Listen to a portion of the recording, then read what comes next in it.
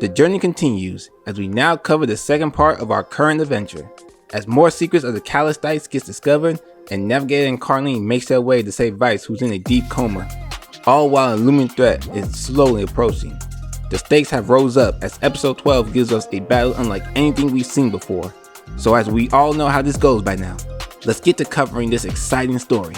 Starting from where we left off last episode, Navigator had returned to himself after having linked up with the obelisk, explained to Carlene how much he was able to see everything far and wide. Thinking they can find a way to save Vice, Navigator asked Neuroarchs about cases of recovery, and it told them about the cord link, how those who were placed inside were able to wake up, although with side effects involving physical changes. When attempting to ask about it, Neuroarchs went through an error message, stating it has no access to it and that the data is stored in the cord zone. But it was able to tell them how the cord link was used to improve fighting capabilities of Orions, making them more compatible to fight alongside Callistites, which didn't make sense to them when they were supposedly enemies, yet it was their only option to save Vice. And so with Neuroarchs saying that they had to go to the exile zone to get to the core zone, with this Francis guy apparently giving them some help by allowing Navigator to have access to a key to open the gate, Navigator and Carlene heads out. At the same time, Forsaken was listening on them heading to the cord link, but one of her soldiers stated Barton was right behind them and mowing down her troops, so she ordered to mislead him in where they were going. The scene then goes over to Lumopolis, where Odo and other Elder Council members were trying to get inside the control room of Damocles, wanting to know what was going on and why it was activated. But Iridon was stopping them due to the order of Swartz. That's when the cannon shut down as the City Lord and the Four Angels were able to stop it. When Swartz came out, Odo immediately asked for answers. He told them about how Damocles had activated on his own, but it was now under control, as well as correcting him saying that the cannon doesn't completely belong to Lumopolis. Odo stated he'll get a team to investigate the cause and left. Once he did, Swartz told Raphael to go to someone named Beretta and have her gather a team of knights to go to Arrowville. Then the scene changes to Northland, where Bethlehem had came out of her sleep, and one of her attendants, Nickiness, informed about the beacon emitting a strong light. That's when her other attendant, Novio, asked about what she saw. Novio is a citizen of Northland who works closely with Queen Bethlehem, who Navigator had first met during the Sands of Time event. Novio has a lot of mystery going on with him. One of the things being he apparently been around since the first queen of Northland, Amelie. He can't remember anything about his childhood, only that he just one day appeared as he is now. Because of this, some believe him to be a mountain spirit of Northland. He has worked closely with the royal family for as long as he lived, resolving any number of crises within his birthplace. Being practically considered immortal, Novio has witnessed many things during his time, and though he experienced many tragedies and lost himself at times, he continues to serve the queen and protect the lands of Northland. Bethlehem told Novio about how she saw the Navigator connected to the obelisk and was looking at the entire world, explaining that the comparison to the tower and the beacon was like fire and water. This told her that Navigator is about to be in a situation that will affect all of Astra, and so she told Novio to get the carriage ready as she was heading to Arrowville. Nickiness wanted to come with her, but she wanted her to stay and protect Northland while she was gone. Bethlehem then stated that it will be TR that will accompany her to Arrowville. TR is the current leader of the Snowfox tribe and a guard to the queen. It's a tribe that has been around since before the establishment of the queen. TR was very young when she first met Bethlehem. One day she was caught in an avalanche and the queen has saved her, as well as other foxes that were trapped during that time. That's when she decided to devote herself to serving the queen. Her loyalty knows no bound when it comes to her duty, to the point where she even finds herself trouble when her duty to serve the queen and her duty as a leader of her tribe clashes. Even still, she is someone who works hard in protecting what's important to her. The next scene is over at Ganon. Filicide was reporting to Reinhardt about everything that was going on with the noise. Reinhardt told her to keep an eye on the situation and to ask other Undercities if they're experiencing the same thing. Hyro then came and reported that Eclipsites were heading towards Arrowville. Reinhardt believes all this is connected and that Navigator most likely is involved in something. Finally, Anatoly came in with another report from the committee, saying the White Tower was activated and it triggered a reaction with ancient technology all over Astra. Knowing something big is about to go down, Reinhardt ordered all teams in the Arrowville region to make their way towards the White Tower and stop all Eclipsites that they run into. She also ordered him to organize an elite team that she will lead herself to Arrowville. Eisen warned her that she was still injured and was under evaluation by the committee, but she showed she didn't care one bit, as there was more important things to worry about. Back at Arrowville in the White Tower, we see Barton mowing down one Eclipsite after another. He knew something didn't seem right and realized he was being misled away from Forsaken. He tried to break through the wall to create a shortcut, but they were way too sturdy. He couldn't even put a dent in them. No other choice, he retraced his steps and followed where Eclipse Lights was coming from, thinking they would lead him to her. Over at the maintenance base, Nora Ox was guiding Navigator and Carlene. Navigator mentioned that without it, they would have been lost, as the base was huge with so many pathways. Carlene believed that with how spacious the place is, it may be for Colossi to come in and out. This made Navigator remember what he learned from the circular system. Scared at the thought of the existence of his people and home could possibly be a threat to the world, and Carlene attempted to reassure him that he's still him before anything else. They then hear a sound of a class and went to go check it out. When Navigator used his powers, he sensed Eclipse Lights coming from behind them. Going into action quick, Carlene left Vice beside Navigator and sprung into action. She was able to defeat them, but this told them that they had to be extra careful while exploring underground. Meanwhile, Forsaken is secretly watching them, taking her time to get Navigator to lead her to where she wants to go. But she also gets a report about how Barton is still on her trail, ordering more troops to distract him and prevent from ruining her plan. Barton is still taking down every Eclipse Light that come at him, following the path they're coming from as it will lead him to Forsaken. An Eclipse Light troop told Forsaken that Barton was way too much for them, and that he just keeps killing them off no matter how many they send to him. But right after she ordered all troops to attack him, here he comes busting in, ready for another fight, taking out all the Eclipse Lights he sent and taunting her, testing her patience as she was ready to give him the fight he wanted. While that was going on, Navigator and Carlene had reached the gate to the core zone. Nora Ox began to decrypt the access control, stating that it won't be able to do anything else in the meantime. As it does that, Navigator began to sense Forsaken's aura. That's when they see her and Barton going at it. Navigator got Barton up to date about Vice and waiting for the gate to open. With this, Barton will keep her busy while they handle the many minions he sent at them. It was now a battle of attrition until Nora Ox can get the gate to open. The battle was getting intense and things were not looking good. While protecting Navigator from the Eclipse Sight, Barton was dealt a mortal blow by Forsaken and even got sent into a wall, now having a shattered wrist and barely hanging on. But even with just one usable hand, he still wasn't going down and keeps holding her back. Carlene tried to help, but there was way too many Eclipse Sights to get to him. It was beginning to look like the end of them and that they needed to retreat. But thankfully Nora Ox was able to get the gate open in time, allowing everyone to withdraw. As they were on the run, Carlene was protecting their rear as the injured Barton was tasked with protecting Navigator. Things wasn't easy though, as the ground was uneven due to the change in terrain. Even still, they were on the quickest path to the core zone as stated by Nora Ox. As if things weren't bad enough, not only were they running away from Forsaken and her troops, but they also had to be careful of not stepping on any traps. Carlene figured that they could use them to hold them off, trying to get however much distance they can. Nora Ox had the gate to the core zone open for them. With some quick thinking, Barton had Navigator step on an explosive trap, using it to send them over to the core zone as the gate closed. Finally, they were able to catch their breath, but Barton was seriously hurt from fighting Forsaken and her troop for so long, though he tries not to make them worry with his tough attitude.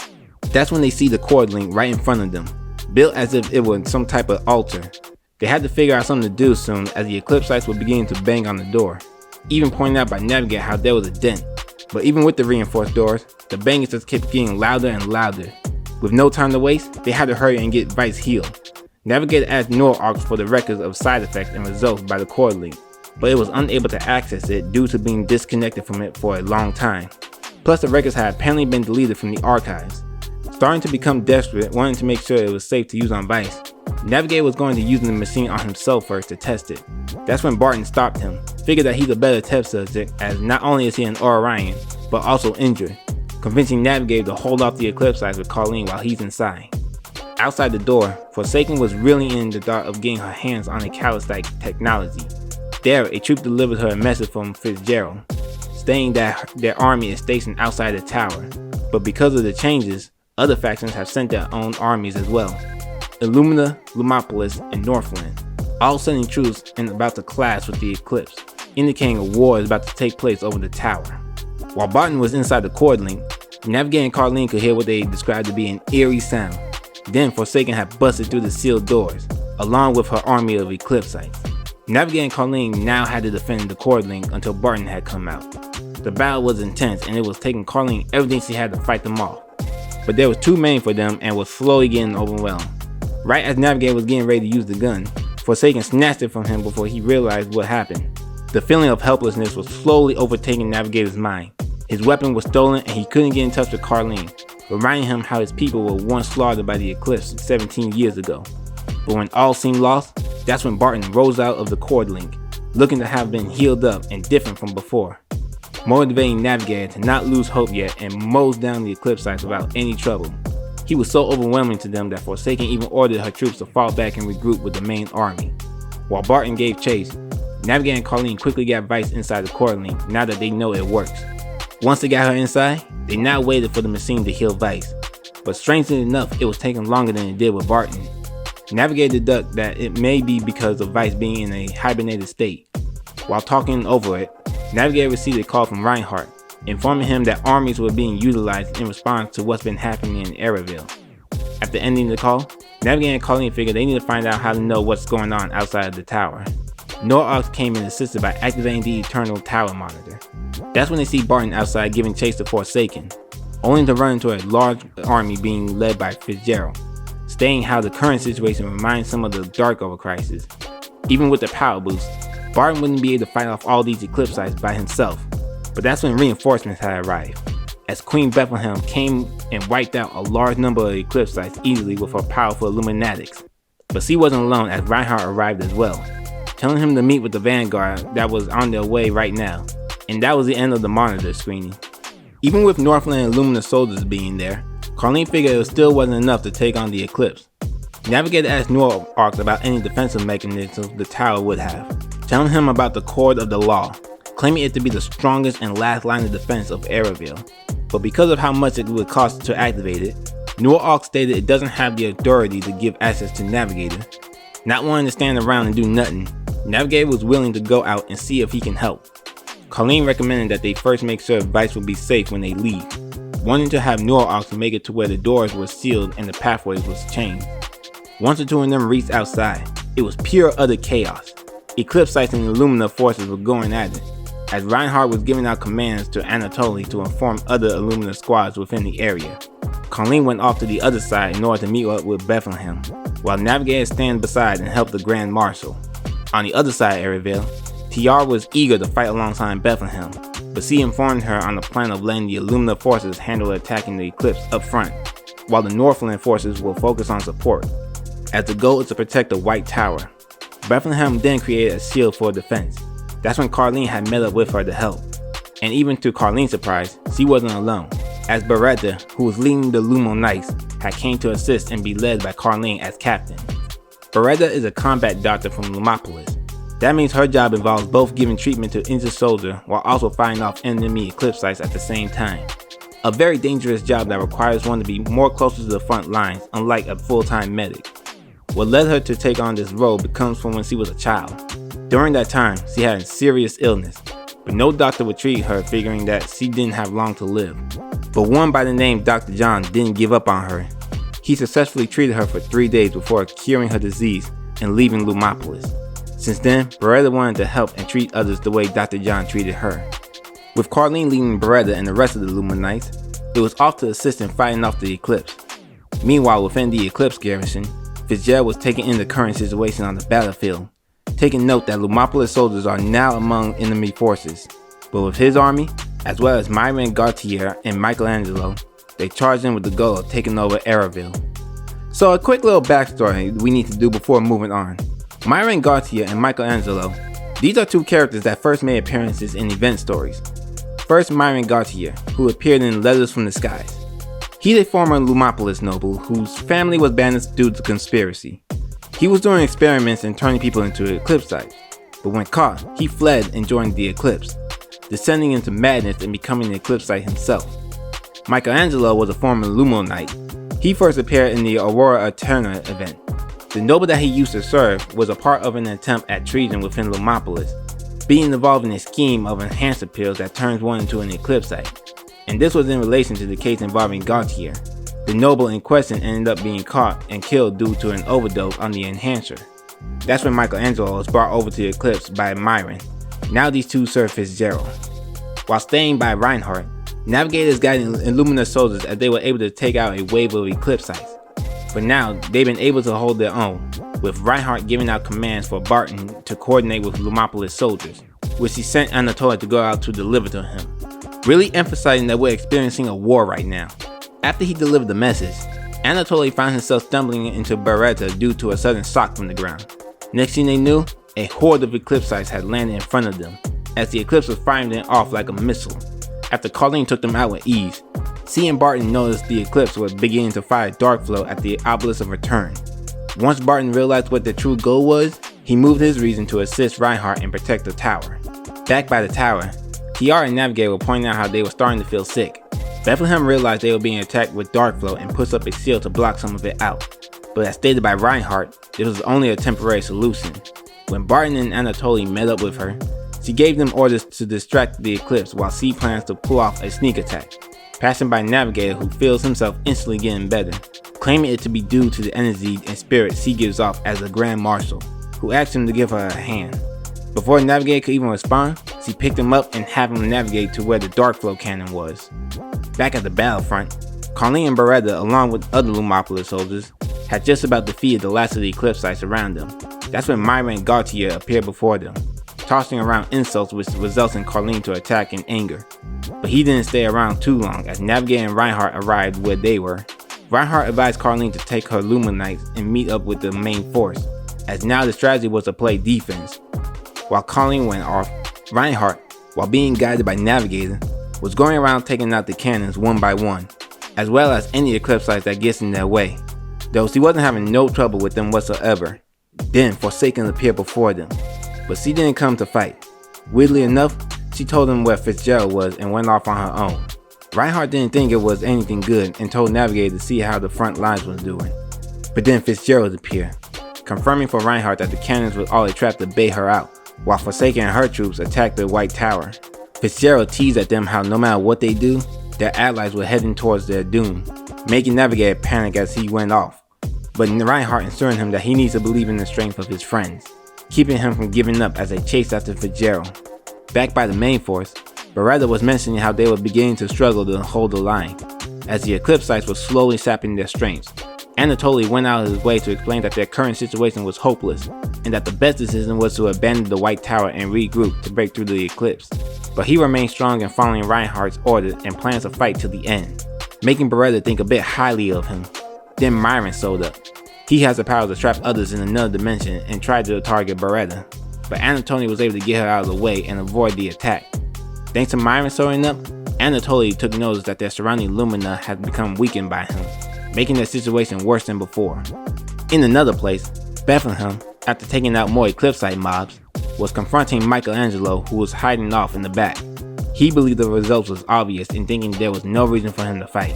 Bethlehem condemned him for being such a coward, calling him out and tells him one should always have a reason to fight when they're on the battlefield. This motivated Michelangelo to fight her, transforming into his giant, clearly not Godzilla-like form. Tia could see how big he became from where she was at, thinking the queen was in danger and tried to make her way to her, but Fitzgerald got in her way, keeping her in put as he was looking to toy with her. Barton himself was also beginning to lose steam as well from fighting for so long. That's when Forsaken came out, telling him it'll soon be the end. Barton wasn't having it and began to charge, but got stopped by an Eclipsite. Forsaken, who didn't have no plan to fight him, had Eclipsite swarm him while he was on her way to the tower. But in comes Navigator and Reinhardt, giving Barton the assist and clearing them out. Reinhardt had others go off to help somewhere else, as she had unfinished business with her sister. As things weren't becoming bad enough, Noah was giving Navigator constant warnings about Eclipsites entering the tower. Colleen was also communicating with Navigator, indicating how they are slowly beginning to lose the battle. Everything was just continuously going downhill for them. Navigator tried to get Noah to tell him how to activate the Court of the Law, but again, Noah denied his request due to the highest decree, making Navigator become even more frustrated with it. For now, all they can do is gather together and continue to fight, even with the situation as dire as it is. But as the Eclipsite was going deeper into the tower, Noah suddenly started acting different, stating how the conditions were met. A dormant command was initiated, and Noah was now able to tell Navigator how to activate the Court of the Law. It said that Navigator had to get to the central core to connect with the circular system, then seize the core ring authorization, as it was the only way to activate the final defense mechanism. But Nora also warned Navigator that this was a very dangerous task to do, which could even end in Navigator losing his life. Navigator told Carlene what they needed to do, how he has to get to the Central Core and needs her help getting past all the Eclipse sites. He then contacted both Reinhardt and Bethlehem respectively, stating that he needs them to not let any Eclipse sites to get past him while he goes to activate the said ultimate weapon. The two give him the okay, as now the goal is for everyone to hold off as long as they can while Navigator activates the Code of the Law. Moving to inside the tower, Navigator and Carlene were fighting off and passing every Eclipse site they came across, before finally reaching the Central Core. Carlene saying that they don't know how many more Eclipse sites are left, so while Navigator goes inside and connects with the circular system, she will guard the doors and fight off the Eclipse sites that comes. Navigator wasn't fond of the idea of leaving Carlene by herself, but she advised him to trust her, stating how they each have their own role. With that, Navigator went and linked up with the circular system. When Navigator tried to connect his conscience to the core ring, the system prevented him from going further.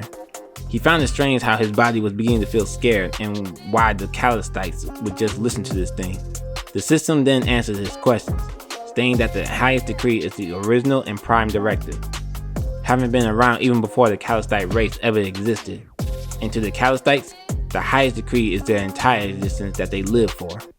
As if something was physically preventing him from going forward, Navigator was fighting with everything he had in order to get to the core ring, keeping his entire focus as he couldn't let his guard down against the system for even a second.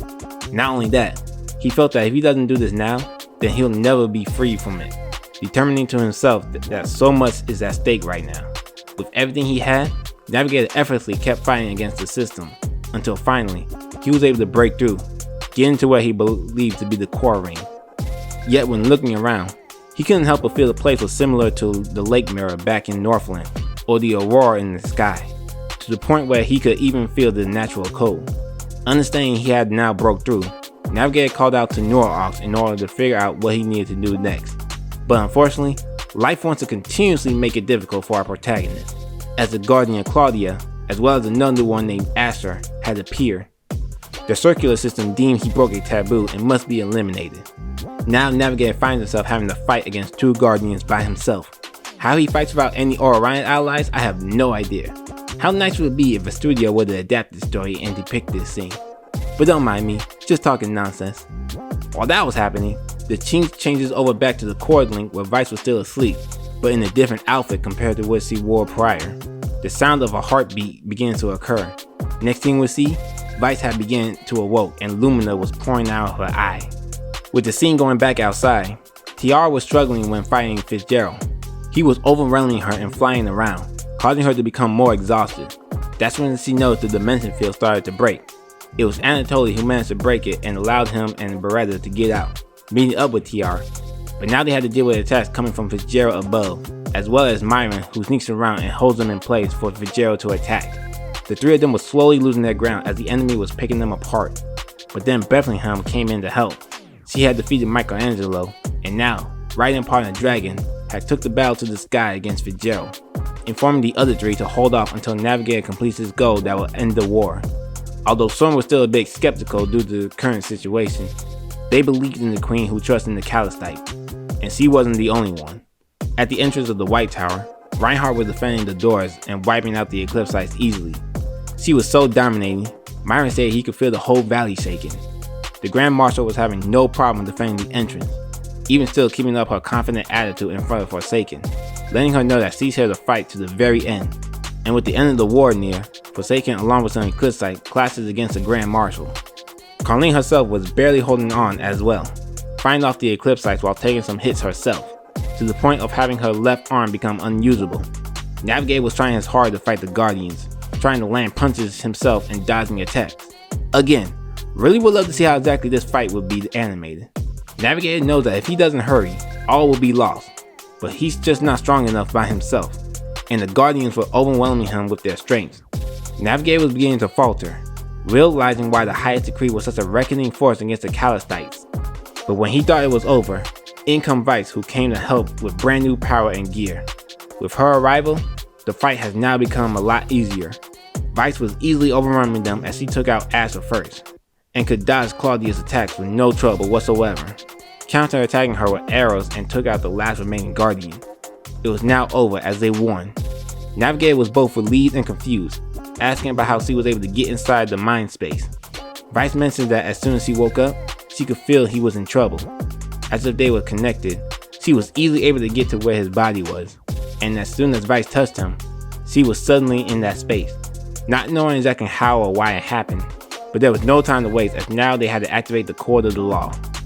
Using his powers even further, Navigator found himself being even more connected, but he didn't know what it was he had to do, wishing that Norox was with them, and to his surprise, it showed up, even revealing to the fact that it appeared now because Navigator has now become the highest decree after merging with the core ring, meaning he now has full authority over everything within the tower. And so he asked Norox to activate the cord of the law, but once again, things need to become difficult, as Norox states it's a precise weapon, and he has to be very precise about the area of effect and targets. Thankfully, Norox told him about the last parameters that was used, which turned out to be used by Francis, and that he used it against the Eclipsites. And so with that, Navigator had Norox activate the core of the law based off the previous use, that will permanently banish all Eclipsites from the obelisk. Outside, the tower started to glow bright, being enough for Reinhardt to tell that Navigator succeeded. The eclipse was starting to become affected, causing them to fall back. Even Fitzgerald couldn't fight against it. The war was now over and the correlation force had won. Navigator couldn't believe what had happened and how incredible the core of the law is, telling Vice how it can affect minds of the enemy and just get them to stop attacking. Truly a powerful and yet very dangerous weapon, but it came at a cost, as Norox stated that the obelisk was now running out of power, and with no maintenance staff, it could no longer stay active, which means Norox was shut down along with the tower. But as it did, it had a message to pass on from Francis. Sounding like an uplifting guy, Francis' message stated that the obelisk having just enough power to activate the core of the law was his gift, as a way to help fight the eclipse and break away from the inborn restraints. It was a farewell message from the past to the present. Going back outside, everything looked back to the way it was. The war ended, Erebor is now safe, and our main characters were alright. Reinhardt even came in to congratulate them on succeeding, telling Navigator he pulled off an incredible feat, while also warning him that being special can as well be a fearsome thing. Bethlehem also came over to congratulate him, saying that she didn't see the outcome of this battle, that only Navigator did something but believed in him. He told him how he was able to force the eclipse to retreat, and now the tower has ran out of power and became just a relic of the past. In another moment, after everything was over, Cinsa had now made an appearance after being carried off by Lepidus. Confused about what was going on, Reinhardt updated him about how a battle just recently took place, but Cinsa wasn't the only one that came, pointing out that Victoria was standing right behind her, who just came to enjoy the show. Then Eisen and some Illumina troops arrived after everything was over, giving Reinhardt the idea that he wasn't there to help, but was on a mission by the committee, not to her surprise that the political games had begun. Swartz and more Lumopolis soldiers came as well, and not only him, Isvan also, faction leaders and political heads showing up and gathering in one spot, truly showing how this day is one for the history books. As said by Swartz, now that the leaders have gathered, it was now time for a discussion about what happened and what's going on. With everyone inside, Colleen was letting Navigator know that the factions were discussing about what to do about the tower, to which she felt bad because in her mind, the tower belongs to him. Vice arrived to tell Navigator he was to join the meeting as well, but before he left, Colleen warned him not to tell them about the ancient Calistites having been enemies to Orions.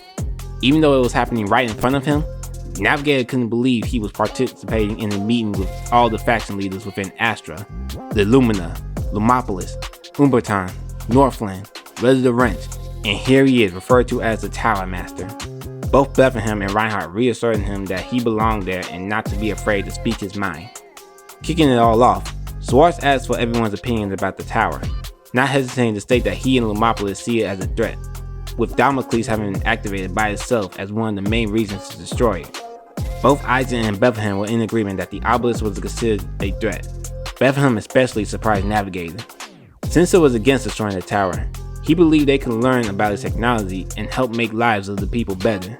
Eisen was also against destroying it, but his mindset was using the technology to make stronger weapons.